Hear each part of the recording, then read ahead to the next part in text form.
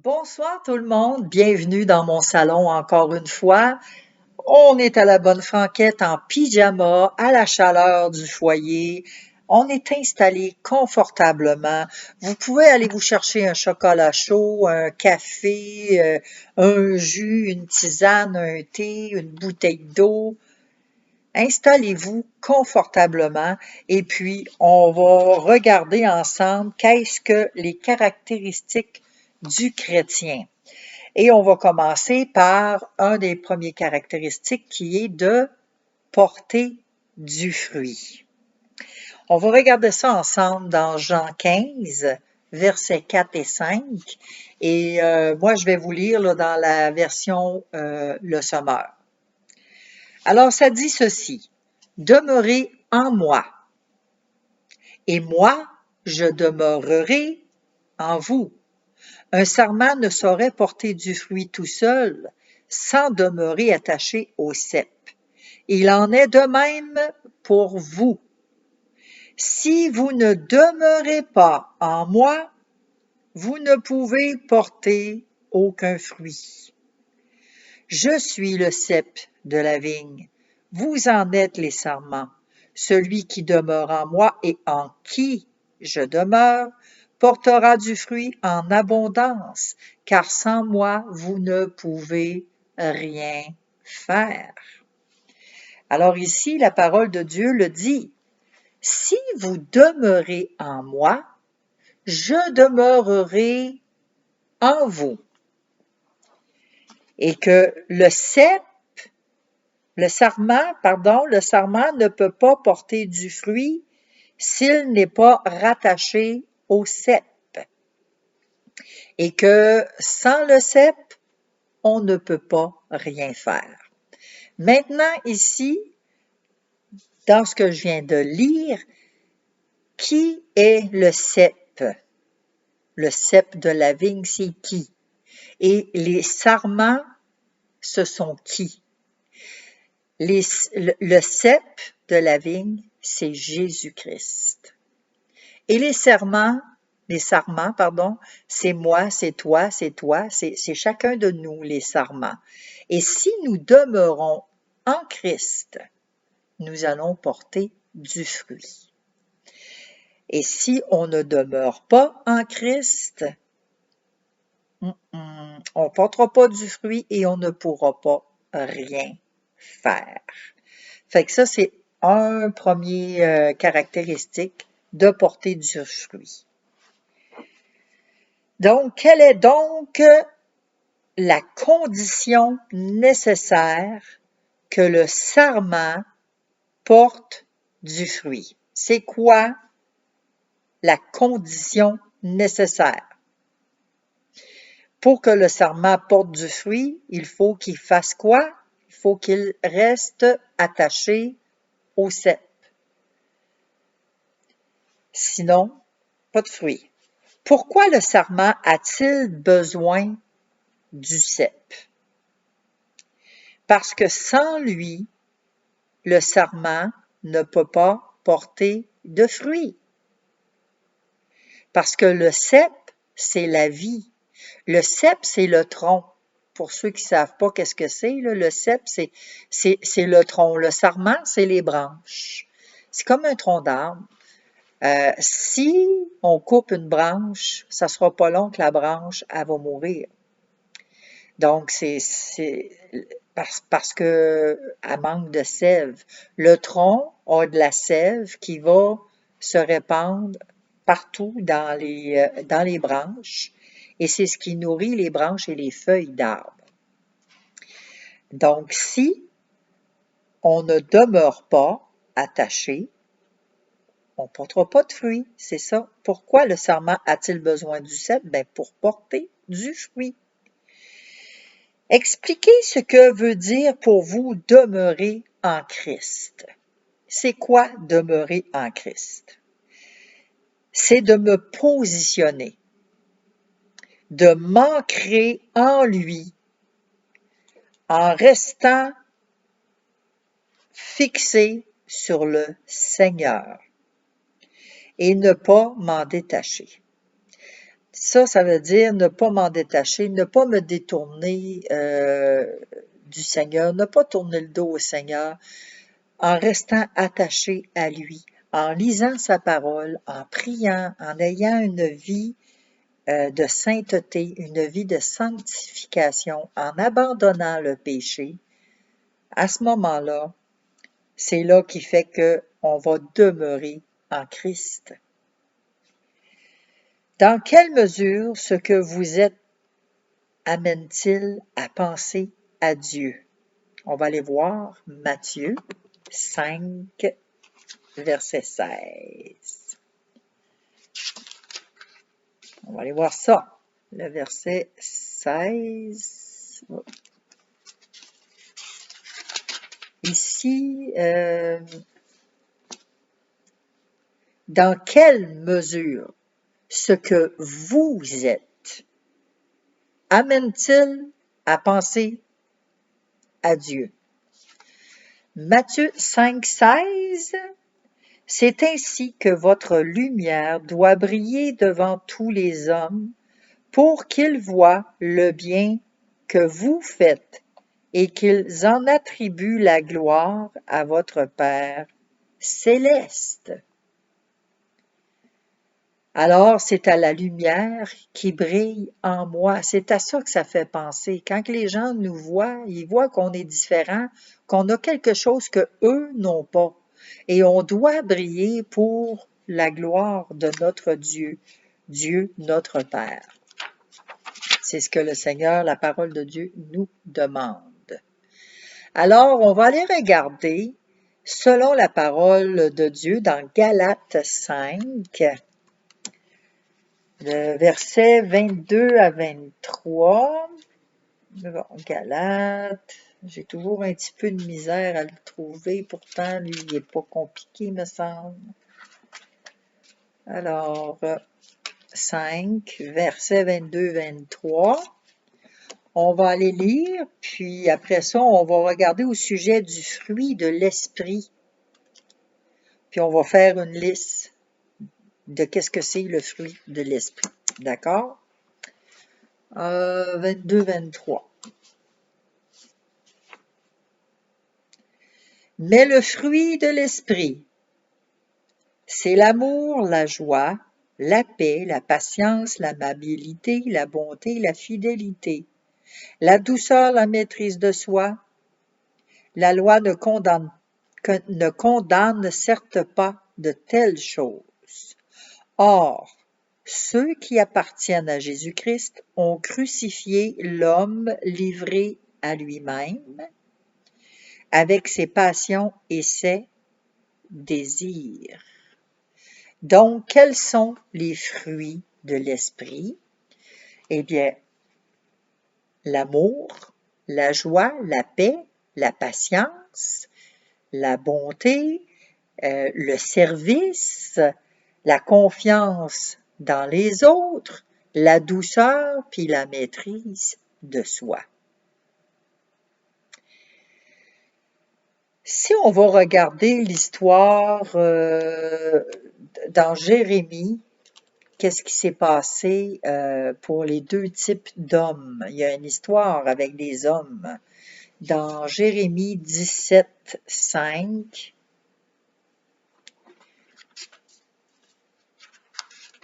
vous allez voir, on va faire une petite comparaison entre les deux.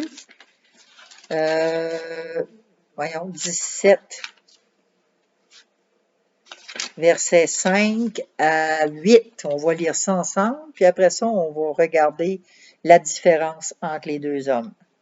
À partir du verset 5, ça nous dit « Voici ce que je déclare. » C'est bien ça, hein? Oui. Dit l'Éternel. « Maudit soit l'homme qui compte sur des hommes et qui fait des moyens humains la source de sa force, mais qui détourne son cœur de l'Éternel. Il est comme un buisson dans le désert, et il ne verra pas arriver le bonheur, Il aura pour demeure un aride désert, une terre salée où n'habite personne. Béni soit l'homme qui se confie en l'Éternel et place sa confiance en l'Éternel. Il sera comme un arbre planté près d'un cours d'eau, qui étend ses racines vers le ruisseau. Il ne redoute rien lorsque vient la chaleur, ses feuilles sont toujours vertes, il ne s'inquiète pas pendant l'année de sécheresse et il ne cesse pas de produire du fruit. Il ne cesse pas de produire du fruit. Celui qui place sa confiance en l'Éternel. Donc, quand on est chrétien, on est censé porter du fruit et ne pas cesser de produire du fruit. Les fruits, comme on a vu tout à l'heure, l'amour, la joie, la paix, la bonté, la patience, on est censé porter ces fruits-là. Ici, l'homme qui met sa confiance en l'homme, qu'est-ce qu'il est? Il est maudit, il est misérable, ne voit pas arriver le bonheur. Il habite des lieux brûlés, des terres salées, sans habitants. L'homme qui met sa confiance en Dieu, il est béni, il est planté près des eaux. Il n'aperçoit point la chaleur. Son feuillage, il est toujours vert, il ne craint rien et porte du fruit. Voyez-vous la différence? Quand on demeure en Jésus-Christ, on est béni. Mais si on détourne notre regard, qu'on s'éloigne de Jésus-Christ, qu'on ne demeure pas en Jésus-Christ, la parole de Dieu dit, on est maudit, on est misérable. On ne voit pas arriver le bonheur, on ne voit rien. Après avoir évalué sur la base de ces passages le fruit que vous portez, quelle décision êtes-vous amené à prendre? Est-ce que vous êtes amené à prendre la décision de marcher selon vos propres désirs, marcher selon votre propre volonté, ou si vous désirez marcher selon la volonté de Dieu qui est en Jésus-Christ? Parce qu'ici, cela m'amène à vouloir demeurer en lui, afin d'être béni et afin de porter du fruit. On a plus à gagner en demeurant en Jésus-Christ que de s'éloigner de lui. On doit être transformé aussi dans quoi? Dans notre caractère. Parce que notre caractère, oui, on est né avec un caractère. Dès notre bas âge, quand les enfants sont jeunes, on voit tout de suite, hein, on sait, hey, il y a donc bien un gros caractère. On voit tout de suite les traits de notre personnalité qui sortent. Mais ici, on doit être transformé dans notre caractère. Quel but Dieu poursuit-il en transformant votre vie? Il y a un but. Dieu veut qu'on soit transformé pour quelque chose, pour un but. On va aller voir 1 Pierre. On va regarder ça ensemble. 1 Pierre 1, verset 15.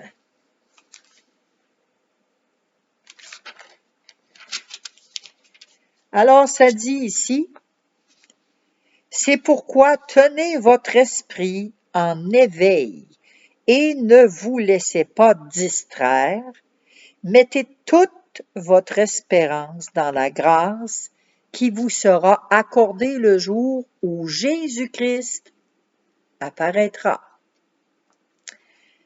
On doit mettre toute notre espérance dans la grâce qui vous sera accordée le jour où Jésus-Christ apparaîtra.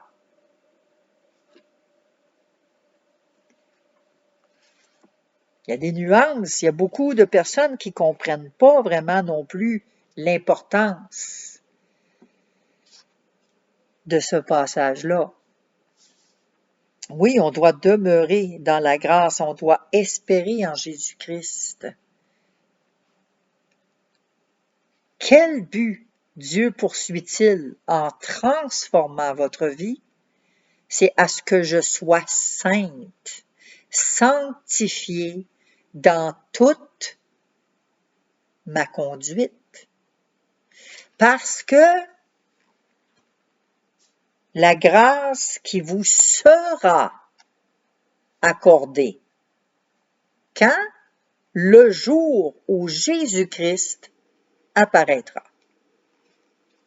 Alors, si on veut demeurer dans sa grâce, si on veut que sa grâce nous soit accordée, on doit demeurer en lui. Il y a plusieurs domaines importants dans votre vie dans lesquels votre caractère se révèle. Effectivement, plusieurs. On va aller voir Philippiens. Philippiens 4. Philippiens 4 et le verset 8. Il y a des domaines importants de votre vie dans lesquels votre caractère se révèle.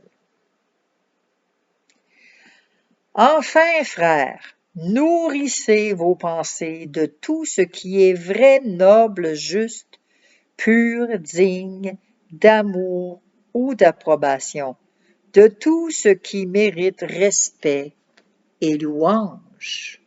Alors ici, ce qui est important de comprendre dans ma vie, que le caractère de Christ va se révéler, on doit être vrai, on doit être honorable, on doit être juste, pur, aimable. Et aussi, c'est dans nos pensées.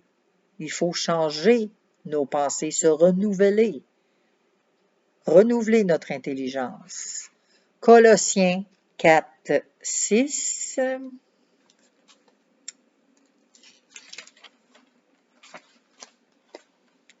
Colossiens, ça c'est Corinthiens. Bon, 4.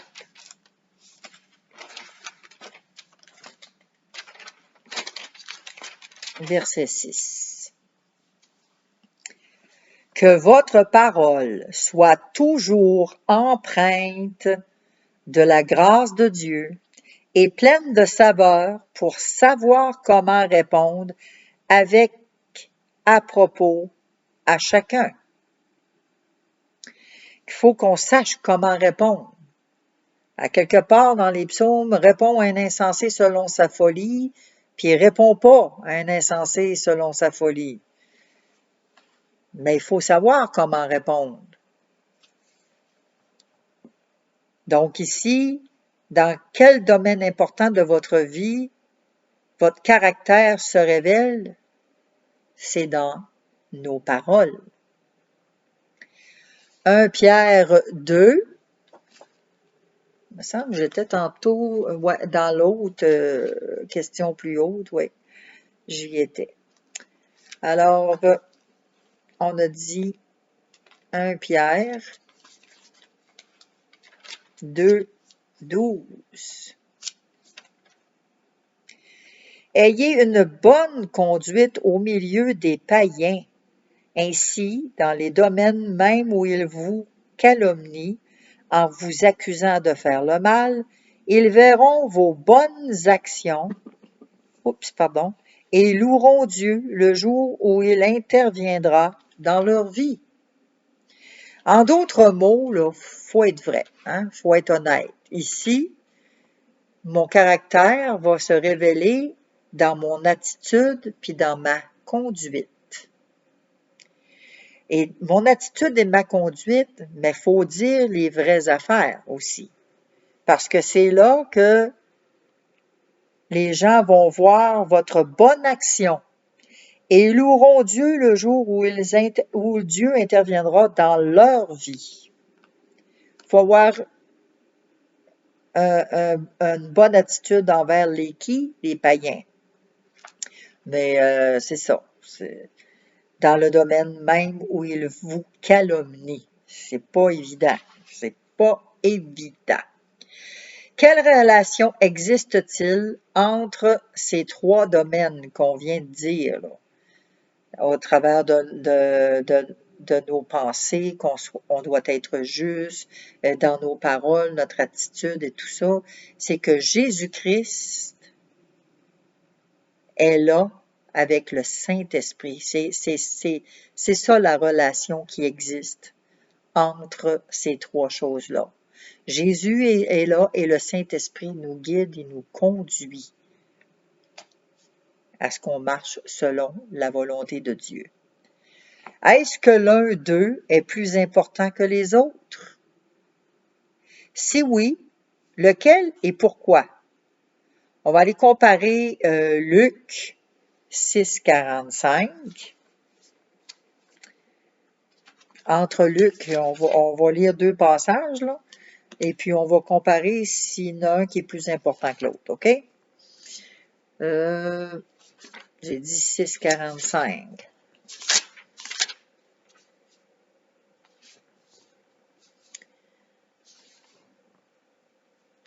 L'homme qui est bon tire le bien du bon trésor de son cœur.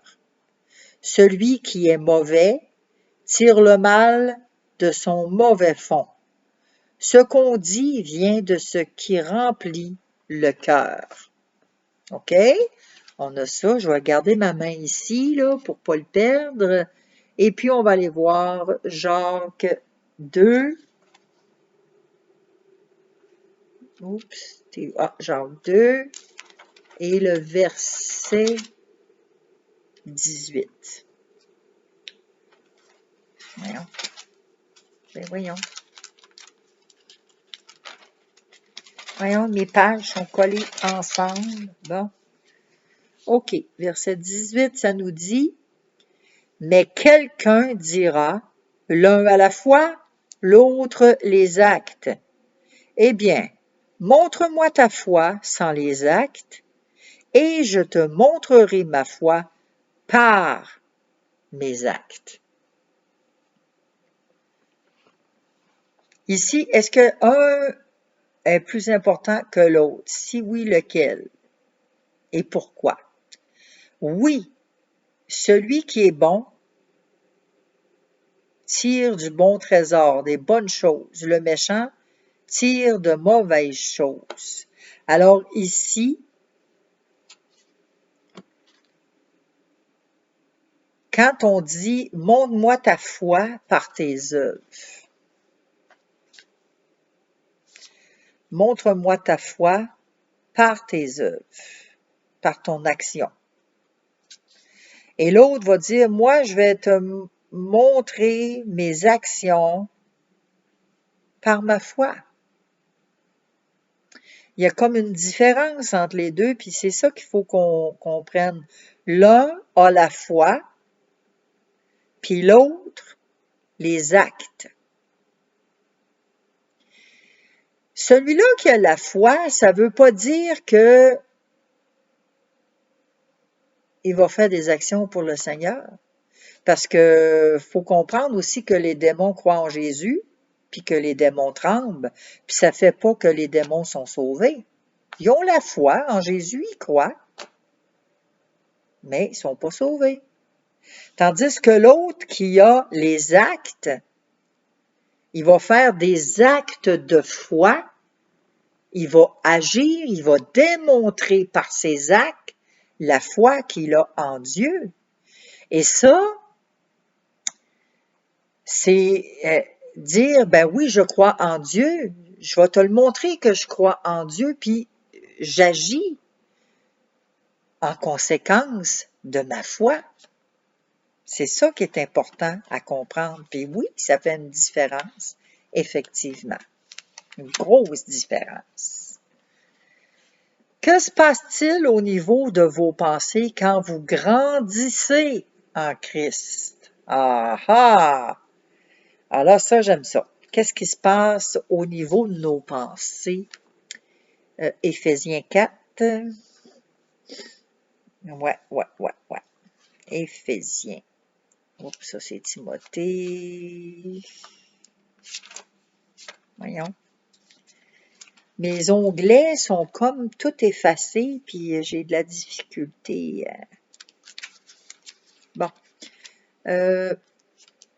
Verset quoi, là, j'ai dit? Je ne vous l'ai pas dit, je pense. Hein? C'est Éphésiens 4, 23, 24.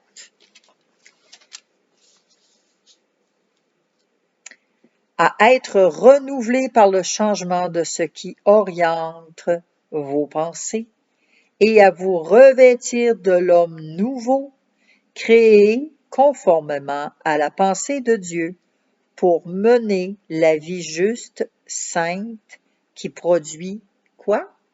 La vérité, pas le mensonge. Alors ici, qu'est-ce qui se passe au niveau de vos pensées quand vous grandissez en Jésus-Christ? Parce qu'il faut grandir à un moment donné, il faut lâcher le lait puis avoir de la nourriture solide. C'est important. Donc, ici, notre intelligence se renouvelle. Quand on grandit, ça se renouvelle et nous revêtons l'homme nouveau. Fait que ça veut dire que ce qu'on était hier, c'est du passé. Fait qu'on se départit de ça, puis là, il faut se revêtir de l'homme nouveau à tous les jours. C'est à tous les jours qu'on doit renouveler notre intelligence, renouveler nos pensées.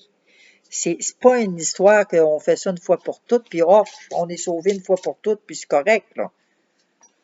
On doit travailler pour notre salut aussi. Il y en a qui disent, ah, ben, t'as pas rien à faire, puis Jésus a tout accompli sur la croix une fois pour toutes. Attention. Oui, Jésus a accompli une fois pour toutes, c'était le sacrifice une fois pour toutes que Dieu a donné par Jésus-Christ. Oui. Mais on doit le garder, ce sacrifice-là, parce que c'est facile de bifurquer puis de s'en aller, là. Donc ici, ce qui est important de comprendre, c'est que on doit être renouvelé par le changement de ce qui oriente vos pensées. Fait que ça veut dire qu'on doit toujours garder nos pensées captives en Jésus-Christ.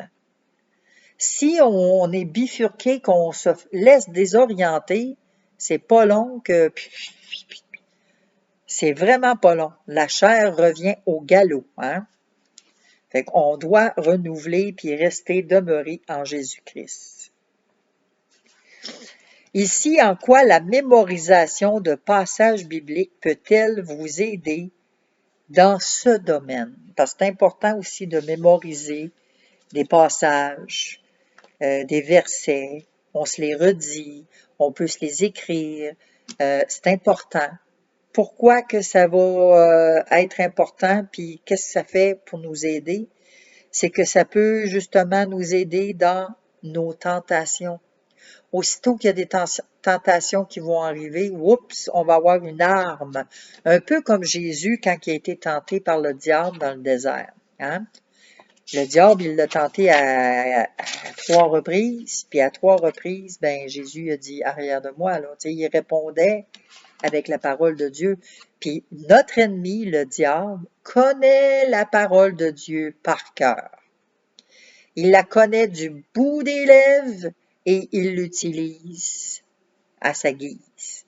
Et c'est pour ça qu'on doit avoir du discernement. C'est pour ça aussi qu'on doit se tenir proche du cep.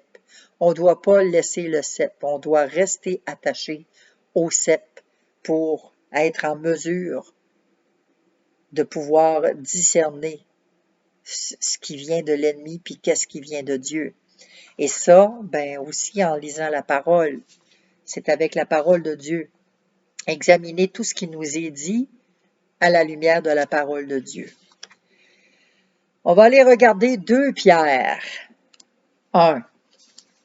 Bon, 2 Pierre 1. Et c'est de 1 à 8. Simon-Pierre, serviteur et apôtre de Jésus-Christ, salue ceux qui ont reçu le même privilège que nous, la foi.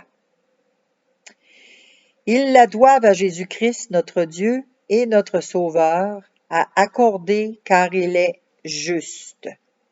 Que la grâce et la paix vous soient données en abondance par la connaissance de Dieu et de Jésus-Christ, notre Seigneur. Par sa puissance, en effet, Dieu nous a donné tout ce qu'il faut pour vivre dans l'attachement au Seigneur. Il nous a donné tout ce qu'il faut. En nous faisant connaître celui qui nous a appelés par la manifestation de sa propre gloire et l'intervention de sa force.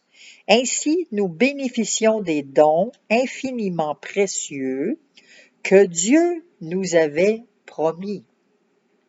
Il a voulu, par ses dons, vous rendre conformes à ce que Dieu est. Vous qui avez fui la corruption que les mauvais désirs font régner dans le monde, pour cette raison même, faites tous vos efforts pour ajouter à votre foi la force de caractère, la connaissance, à la connaissance, la maîtrise de soi, à la maîtrise de soi, l'endurance dans l'épreuve, à l'endurance, l'attachement à Dieu, à cet attachement, l'affection fraternelle et à l'affection fraternelle, l'amour. Car si vous possédez ces qualités et si elles grandissent sans cesse en vous, elles vous rendront actifs et vous permettront de connaître toujours mieux notre Seigneur Jésus-Christ. C'était long un petit peu comme lecture, là, mais ça valait la peine parce que ce passage nous montre comment le chrétien doit grandir spirituellement à travers ce passage-là. Ici, qu'est-ce que Dieu vous donne pour vous permettre de grandir? Dans le verset 2 à 4, qu'est-ce qu'il vous donne? Que la grâce et la paix vous soient données en abondance. Dieu nous donne la grâce et la paix. Il nous donne sa puissance. Il nous donne la connaissance. Il nous donne les plus grandes et les plus précieuses promesses. La connaissance de Dieu en Jésus-Christ. Que dit le verset 8 sur le fait de porter du fruit? On va le relire, le verset 8.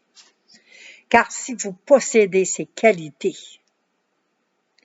et si elles grandissent sans cesse en vous, elles vous rendront actifs et vous permettront de connaître toujours mieux notre Seigneur Jésus-Christ.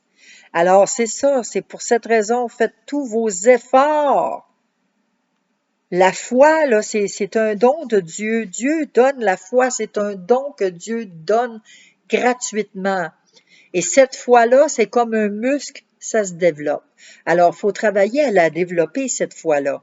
Et cette foi-là va nous amener les caractères ici, là, qu'on a vus. La force de caractère, à la force de caractère, la connaissance, à la connaissance, la maîtrise de soi, etc. On va parvenir. Quelles sont ces choses dont il est question au verset 8? La vertu, la science, la tempérance, la patience, la piété, l'amour, la charité. Elles ne nous laisseront pas oisifs ou stériles. On ne demeurera pas paresseux si on demeure actif puis qu'on grandit dans ces caractéristiques-là. Quel pas pouvez-vous faire avec l'aide de Dieu pour développer ces qualités et ressembler davantage à Christ? Qu'est-ce que vous pouvez faire pour ça? dans vos pensées, de les amener toujours captifs à Jésus-Christ, dans vos paroles, d'avoir des paroles de vérité, des paroles pleines de sagesse, pas des paroles tirées en l'air, mais avoir vraiment les paroles de connaissance. Dans les actes, bien, c'est de démontrer aux autres qu'est-ce que vous croyez, votre foi, là, mettez-la en action. C'est ça dans vos actes. Qu'est-ce que vous devez faire? La sagesse selon Dieu.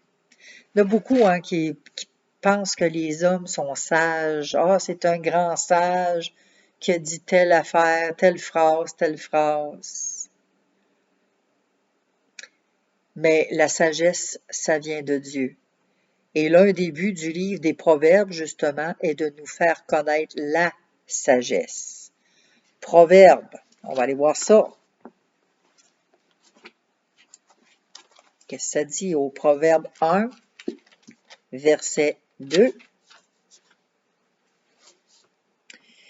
Ils ont pour but d'enseigner aux hommes la sagesse et de les former pour qu'ils comprennent les paroles prononcées avec intelligence. C'est ça la sagesse. Mais en premier lieu, Proverbe de Salomon, fils de David, roi d'Israël, c'est là aussi pour qu'on apprenne de façon à réfléchir d'une façon juste, droite et correcte. Vous pouvez le lire, le Proverbe 1, là. Proverbe 1, c'est la sagesse, c'est important de l'avoir. Si on regarde Proverbe 3, tandis qu'on est dedans,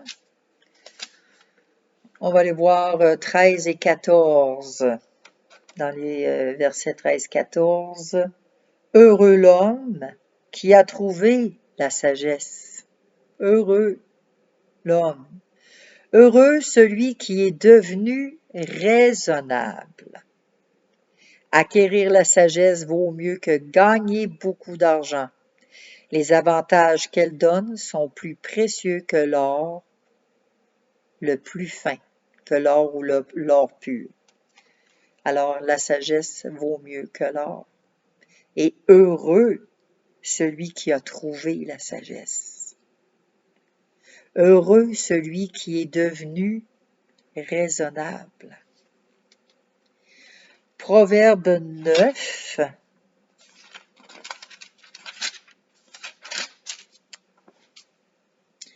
Le verset 10 nous dit, la clé de la sagesse, c'est de révérer l'Éternel. Et la science des saints, c'est le discernement. Révérer, louer, avoir une crainte, la crainte de l'Éternel. Et c'est d'avoir du discernement. Je vous en ai parlé tantôt, d'être capable de discerner, puis d'aller voir aussi avec la lumière de la parole de Dieu. On va regarder dans Jacques 3, le verset 18.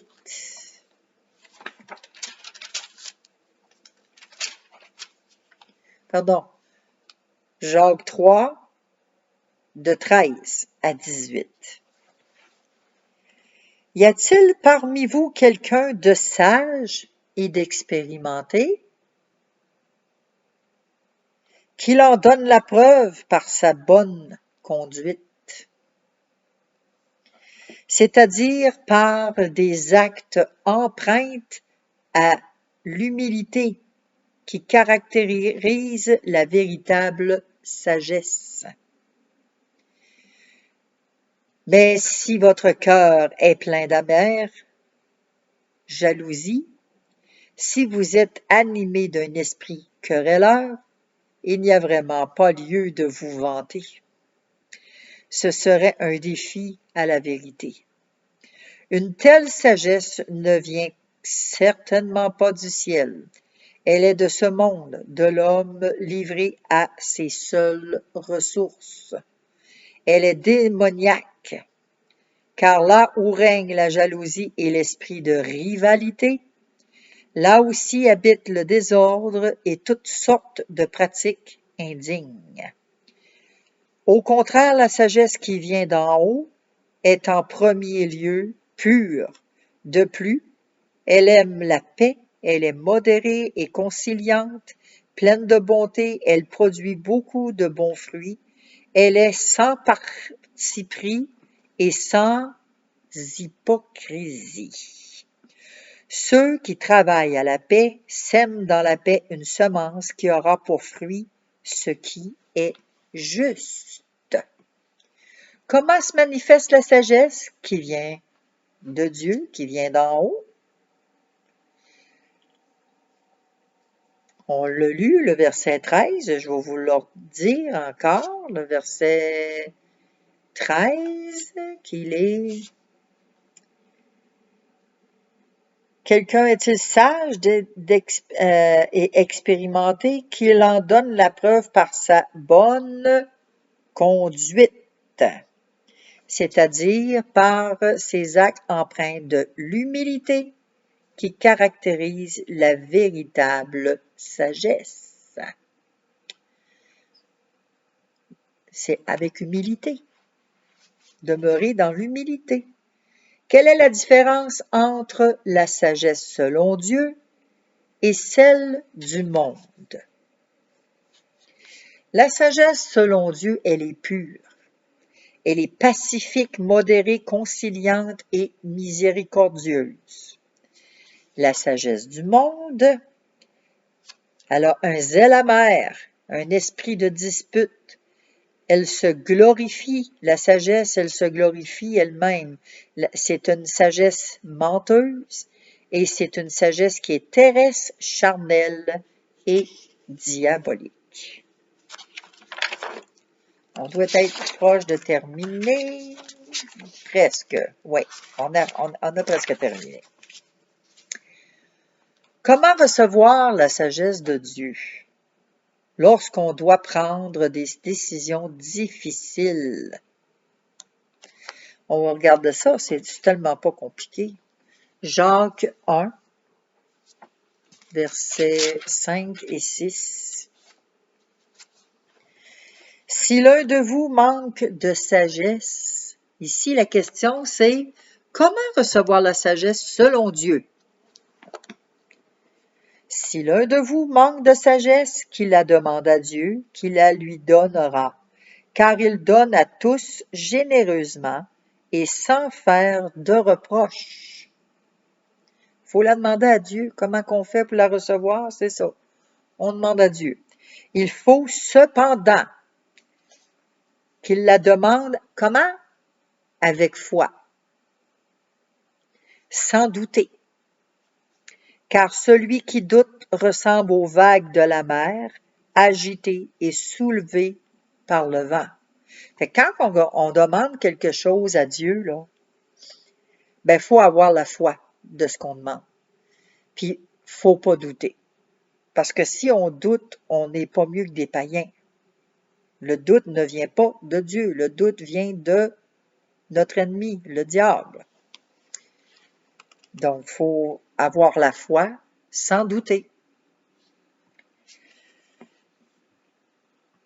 Quel enseignement, souvent répété par Jésus, trouve-t-on dans les 3 versets suivants? On va aller voir Jean 15. Jésus enseignait beaucoup de choses. Beaucoup, beaucoup, beaucoup. Alors, Jean 15. Les enseignements souvent répétés par Jésus. Chapitre 15, verset 11. Tout cela, je vous le dis pour que la joie qui est la mienne vous remplisse, vous aussi, et qu'ainsi votre joie soit complète. Alors, Jésus nous enseigne, il nous parle de la joie. Dans ce verset-là, chapitre 16, verset 24. Jusqu'à présent, vous n'avez rien demandé en mon nom. Demandez, vous recevrez pour que votre joie soit complète. Et dans Jean 17, le verset 13, ça nous dit, « À présent, je retourne auprès de toi et je dis tout cela pendant que je suis encore dans le monde, pour qu'ils possèdent en eux cette joie qui est la mienne, une joie parfaite. » Alors, Jésus veut qu'on ait la joie parfaite de Dieu. Quelle promesse Jésus a-t-il faite à ceux qui auront renoncé à beaucoup pour le suivre? C'est une promesse à ceux qui renoncent. Luc. C'est pas moi qui le dis, là. C'est la parole de Dieu qui va vous le dire, pas moi. Ici, Luc 18. Et on va lire le verset 29-30.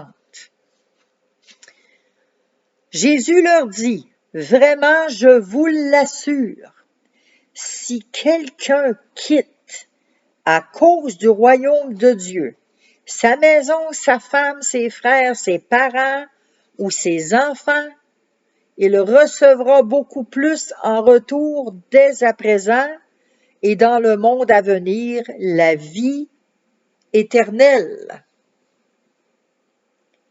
Quelle promesse Jésus a fait à ceux qui auront renoncé à beaucoup pour le suivre. Ici, oui, on parle de ça, mais renoncer à notre vie de péché aussi.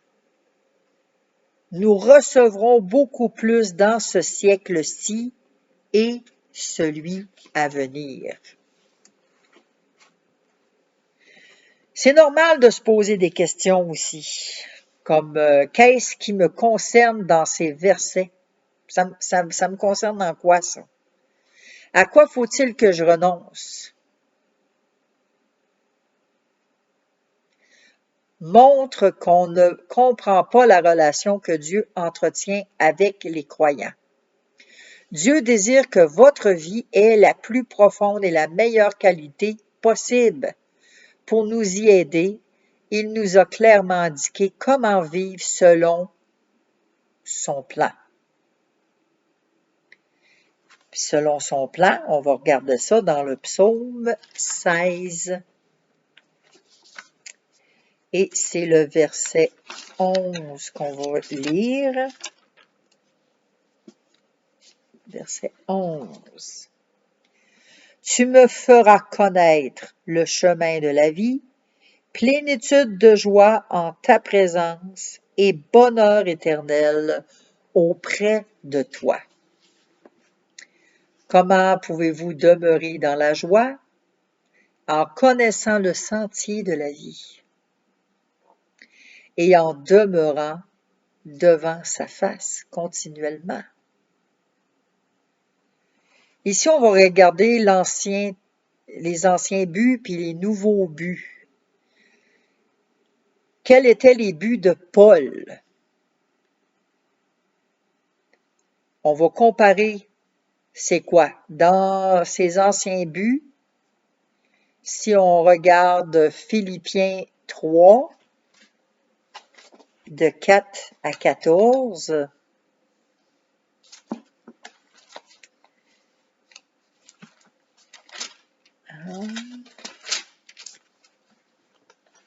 ça fait beaucoup à lire. Je le lirai pas. Vous irez le lire parce que ça fait énormément, puis je veux pas étirer le temps non plus. Mais Philippiens 3, de 4 à 14. Quels étaient les buts de Paul?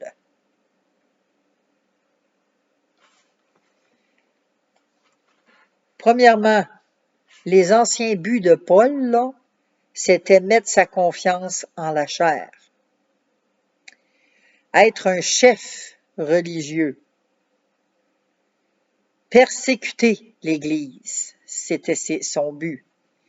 Être irréprochable selon la loi. Chercher en tout son avantage personnel. Quand Paul a rencontré Jésus-Christ, après ça, c'était quoi ses nouveaux buts?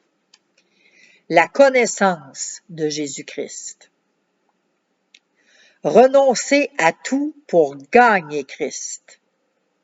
Être en communion avec les souffrances de Christ, se conformant à la mort de Christ. C'est quelque chose, ça, là. Ce but-là, ici, là. Être en communion avec les souffrances de Christ. Se conformant à la mort de Christ. Fait que ça veut dire que notre chair, faut qu'elle meure à nous-mêmes. Faut mourir. Faut accepter des fois de souffrir pour le nom de Jésus-Christ. Être parvenu à la résurrection. Parce que si on meurt, on fait mourir notre vieille chair, on doit revêtir Christ. Alors, Christ est ressuscité, on doit ressusciter en nouveauté de vie. Et courir vers le but afin de remporter le prix, afin de le saisir. Ça, c'était les nouveaux buts. Pour quelle raison à votre vie, Paul peut-il être si positif en ce qui concerne son avenir? Comment est-ce qu'il fait, mettons comme on pourrait dire, comment tu fais pour savoir que tu es réellement sauvé? Comment tu fais pour être aussi positif par rapport à l'avenir, à qu'est-ce qui s'en vient? Parce qu'il a été saisi par Jésus-Christ. Il a été saisi. Jésus l'a saisi. Oui, c'était grandiose, qu'est-ce qui est arrivé, mais Dieu peut nous saisir aussi de cette façon-là, d'une façon particulière que, wow, là, on réalise, on comprend, il se passe quelque chose dans ma vie. Jésus peut nous saisir. Et quand on saisit l'importance d'appartenir à Jésus-Christ, l'importance de demeurer en lui, l'importance de porter du fruit, la parole de Dieu nous le dit, que Christ va demeurer en nous. C'est ça notre assurance. Dans le sermon sur la montagne, Jésus a décrit 8 attitudes qui permettent de vivre une vie sainte et abondante. Alors ici, d'après Matthieu, notez-le parce que vous allez le lire aussi, vous irez le lire, le méditer là-dessus. Matthieu 5, versets 3 à 12. Quelle bénédiction Jésus promet à ceux qui ont ces attitudes-là. Il y en a 8. Et là, vous allez faire votre devoir. Allez le lire et allez voir les pauvres, mettons, l'homme béni. Les pauvres en esprit, heureux les pauvres en esprit, qui reconnaissent combien ils sont pauvres spirituellement, le verset 3. La promesse de Dieu, là-dedans, qu'est-ce que c'est? Vous irez le lire. Les affligés, heureux les affligés, qui se repentent sincèrement de leurs péchés. Verset 4. Heureux les affligés. Pourquoi? Parce que, allez le lire. Fait que vous en avez 8 comme ça à aller trouver. Ça c'est votre devoir d'aller trouver ça, de méditer là-dessus Si vous ne comprenez pas des mots, allez voir dans un dictionnaire, excusez, des dictionnaires sur Internet, de trouver les synonymes, les antonymes, les homonymes, en tout cas, tout ce que vous pouvez, des définitions de certains mots pour réussir à comprendre l'importance du sermon sur la montagne.